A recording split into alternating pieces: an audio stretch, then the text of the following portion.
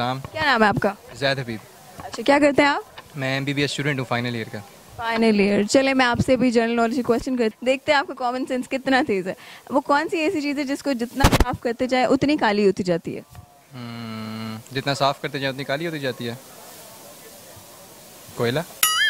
कोयले से डायमंड निकलता है, तो वो तो डायमंड होता है ना, फिर वो काला थोड़ी ना होता है। तौलिया हो सकता है। क्या? तौलिया।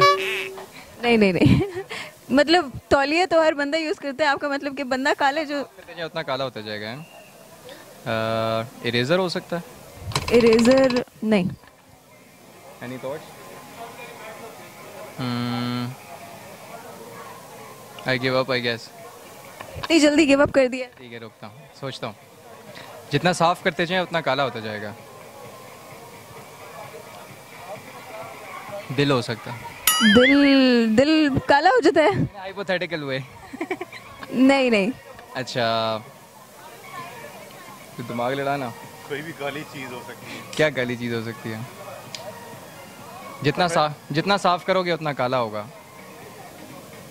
आसान सा जवाब है। आसान सा जवाब है। जब आपको जवाब पता चलेगा आप कहेंगे ओह शिट ये था। कौवा तो नहीं है? नहीं नहीं, कौवा? कौवे को कौन नहलाता है? क्योंकि नहा भी सकता है, बारिश होती है कौवा ना। अच्छा खैर। वो कौन सी ऐसी चीज़ है जिसको जितना ज्यादा साफ करते जाए उतना ज्यादा काली होती जाती है?